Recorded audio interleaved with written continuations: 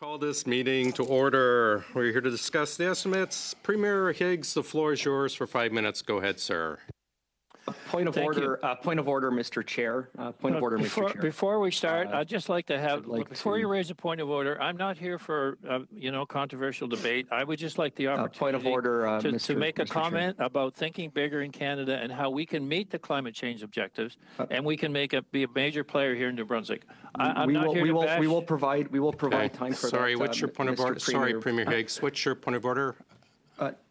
Mr. Chair, I'm looking forward to the testimony of both premiers today and getting an explanation from both of them why they're both raising taxes and the cost of heating and energy. What's your point of order? This is not a point of order. 12%. So I'm really interested to hear why they're raising the cost of living for their residents. What's your point of order, Mr. Kuzmierczak?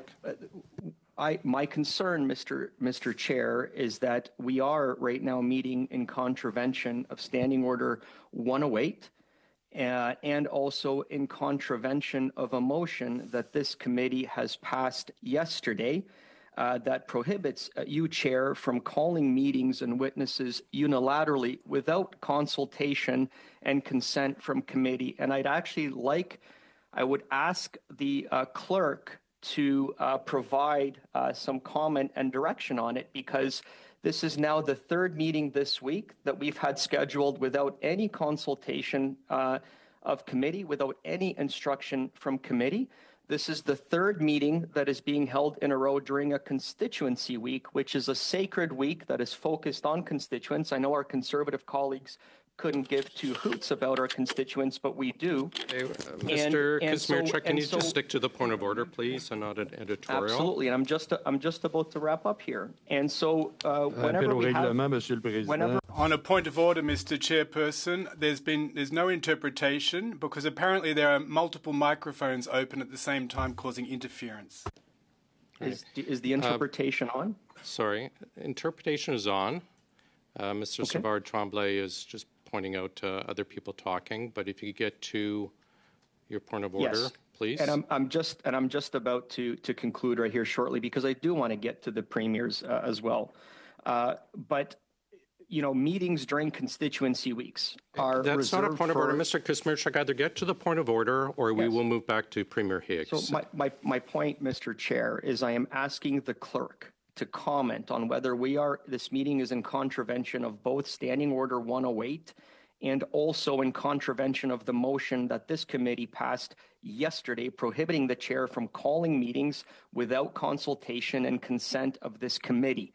And what is particularly egregious, I have to say, is that, Mr. Chair, you called these so-called emergency meetings this week, 3 of them, and not one of the permanent Conservative members of this committee even bothered to show up. Okay. I will address your point of orders, Mr. Kuzmierczak. No one from the opposition leader's front bench bothered to show up to ask questions. That is egregious.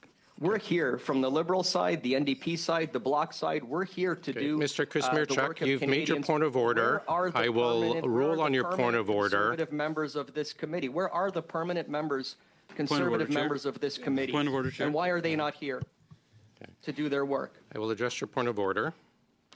But Mr. Singh, on a point of order, then I'll address Mr. Kuzmierczak's. Thank you, Chair. Appreciate Briefly, it. please. I appreciate that you made a ruling on this yesterday, I believe, as Mr. Kuzmierczak once again is trying to silence another premier and not let them testify about the harmful impacts of a 23% increase on the carbon tax that's going to impact families worse. You're the finance critic. You weren't even here yesterday. Sorry, Mr. Kuzmierczak. Please to respect the interpreters, and for Mr. Savard Tremblay, just one person at a time. It is clear, committee, and I'm going to read, committee meetings are convened by the chair,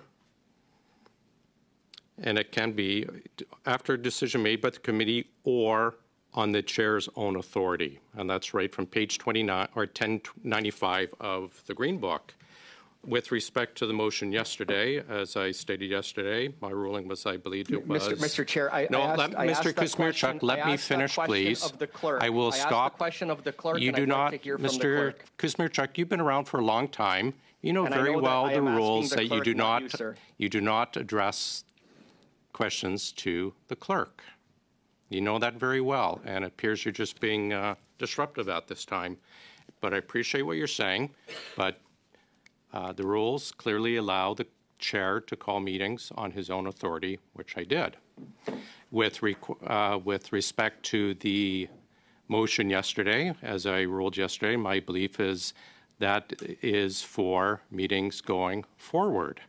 You cannot I don't believe it could simply reach back in time and change what has already been booked. So that is what my ruling is.